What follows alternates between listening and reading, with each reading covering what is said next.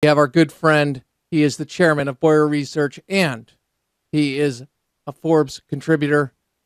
Jerry Bowyer joins us. Welcome, Jerry. Hey, buddy. It's Good to talk great to you. Good to talk with you. And I'm going to post an interview that we're going to be highlighting tonight during our interview. But what I wanted to do was ask you about how the U.S. economy seems sick. We have unemployment going down because of lack of workforce participation. And we have a government from our President Obama, who's laid out a new foundation.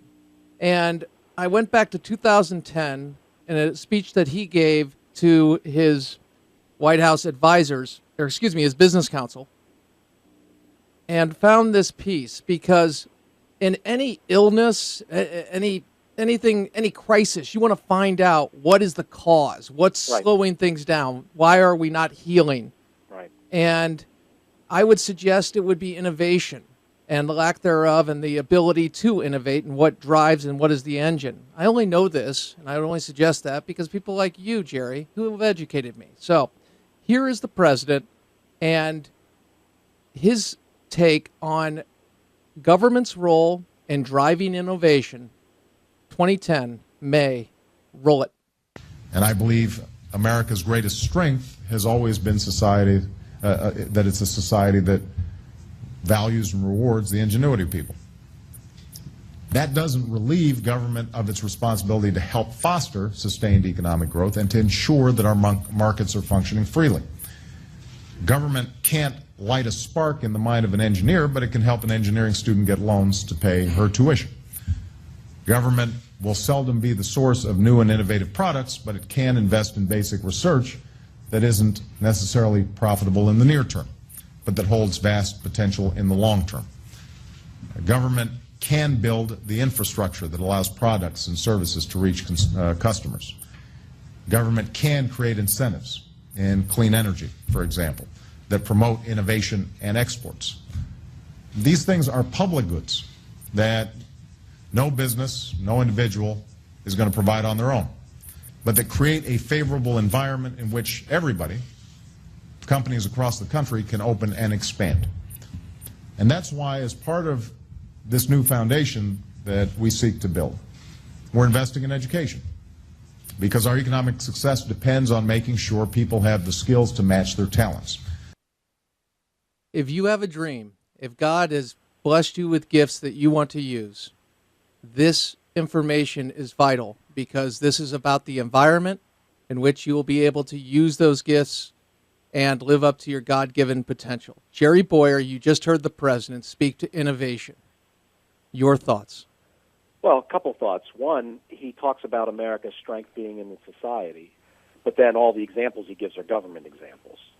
And a Christian view of sociology and a Christian view of political science starts with the idea that the state is not society, that the state is one small part of society. So equating the state with society is the methodology of tyrants. Tyrannies, it's the very definition of totalitarianism, is to say that the state is total. That's what totalitarianism, that's where the total in totalitarianism comes from, that the state is all of society, that government equals society. The Christian view is that God has given us all sorts of institutions to serve us as individuals. He's given us first families. He's given us schools and businesses, churches, and local governments and state-level governments, or throughout most of history they've been called provinces, and also national governments as sort of the last of the governing institutions of our world. It's interesting. If you go back to 1828, Daniel Webster's original dictionary, and you look up the word government, he has a number of definitions, and political government is the last of them. The original definition of government was self-government. So what is government? For Daniel Webster in 1828, which is basically, he's capturing the idea of how the word is used then. So this is basically one generation after the founding fathers. If you said to someone governance or government, the first thought that came into an American's mind, what is the definition of government? Oh, the definition of government is when I have an impulse or an appetite or some desire to do something or a passion, and it's wrong, so I stop myself from doing it. I govern myself. He also listed family governance and church governance, and civil, that is political governance, was the last of them. Now, the word government always means the state. And that means that we have already, our language and our mindset has already changed more towards a totalitarian model. And the president, the assumptions are there. Does that mean he's a totalitarian? I mean, no, he's not Kim Jong-un in North Korea controlling everybody, every aspect of everyone's life.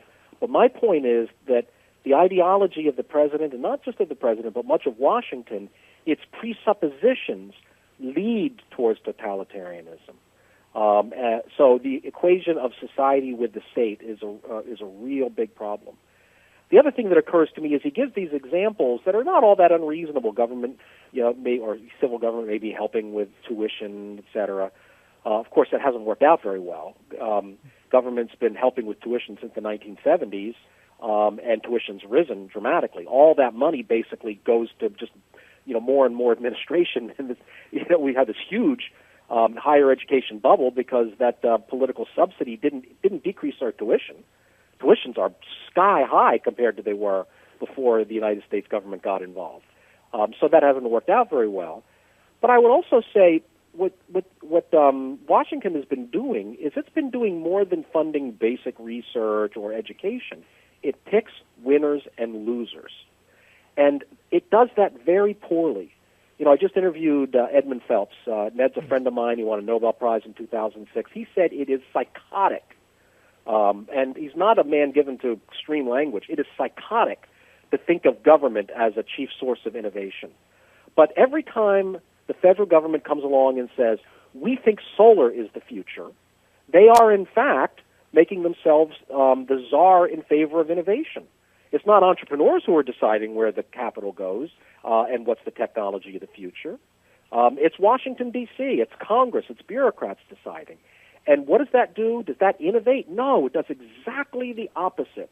It de-innovates, because by the time something has become such a consensus that it's now reflected in government bureaucracies, by that time it's almost certain that it is an old and obsolete technology. So if we throw all sorts of money at obsolete technologies, at the things that people were maybe excited about 20 years ago that now finally Washington has caught up with, what we're really doing is reversing the process of innovation. We're causing the best and brightest to move toward the money to do things which are almost certainly not the technologies of the future. So they move more toward Washington and look for the lead there of what they should get involved with and what the growth industry is, because we have Maslow's hierarchy of needs. We're looking at securing ourselves, and they say, okay, the state's going to determine that rather than what God put on their heart. I'm not trying to make this dramatic. I'm honestly looking at a generation growing up and the president saying, green energy, clean energy, we're going to try it. It's new. It's not. Fact is, we've tried it, and it hasn't yielded much, and we've tried it for over 50 years. So go ahead, please. We tried it for 1,000 years. Windmills are medieval technology. Christian entrepreneurs, starting with the monasteries, Christian monks, and then moving on to entrepreneurs in the 1700s and the 1800s, figured out that windmills are obsolete technology. We moved away from them. I know it's kind of cool-looking and Don Quixote and all that stuff. It is an 11th century technology that the world wisely rejected. Why? Well, John says the wind bloweth whithersoever it will, because the wind doesn't always blow. It's unreliable, and therefore it's an unreliable power source. Humanity figured that out. Government is trying to move us back 1,000 years. How about ethanol? Ethanol was the technology. We think of ethanol as a technology that biofuels will replace, gasoline. Wrong. Ethanol was the fuel technology before gasoline. Henry Ford was an innovator because, unlike almost all of the other internal combustion engines before him, he rejected ethanol, which was expensive and had various problems associated with it, and went with petroleum, which is more concentrated energy, less expensive, and more efficient. So ethanol is a step back. The other example is electric cars. People think of electric cars as the cars of the future.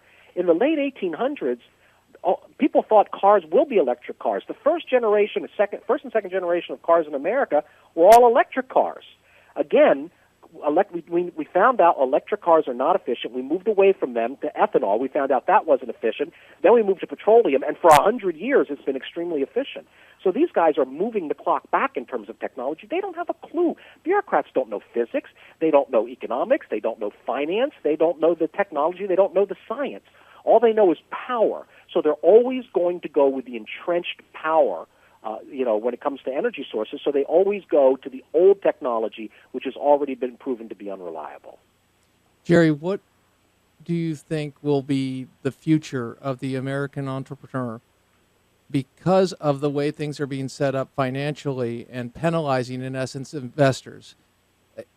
What is a system that rewards them? I remember going back, and I've seen, because when I was younger, I didn't watch these. Okay, I did, nerd alert. But fact is, Reagan was explaining the free market and the entrepreneurial spirit that we have, people working out of their own garages and citing that. He was explaining inflation. Right. And a tax code was seemingly built about investment and changing some rules on how we report income. Yes. With the latest rules, we seem to be going the exact opposite way. Yes, we're de-Reaganizing. Yes. So what does that mean for the future of innovation and capital money getting to those with their dreams, with their wanting to use their God-given gifts? It means that they're not using their God-given gifts, they're using the new God's given gifts. The new God is the state, right? And people chase whichever God is giving out gifts. The true God has given us the gift of creativity. He's our Father, and so we're like Him, right? That's the nature of fathers and sons and daughters. We're like our parents, right? So God has passed on certain things to us. He hasn't passed on eye color. He doesn't have eye color. What He's passed on is creativity. The first thing we see God doing in the Bible is creating things. The second thing, after He creates all the inanimate matter and all the lower animals, is He creates us. And then He tells us He tells us that we're like Him. So since the first part of Genesis 1 is God creating things, and then the end of Genesis 1 is God saying, man is like me, man's in my image and in my similitude, in my likeness, then that implies pretty strongly that to be in the likeness of God is to be creative, because that's all we'd seen God doing up until that point in the story, in the creation story. So our God-given gift is to be creative. The state is not quite so good a God. The state makes you decreative. The state makes you dependent in the sense that you don't create wealth. You wait for favors. You chase favors. You say, can I get a grant? And then you have your grant for 2 or 3 years, and then will my grant get renewed? You may not want to work on solar cells that you know aren't really going to work. You may not work on windmills that you know aren't really going to work. But on the other hand, you have to eat. You have to pay your bills. So you end up serving the new God, the faux God, the fake God, the government. Jerry Bowyer, chairman of Bowyer Research and Forbes contributor, with your permission, posting the article right now on Facebook.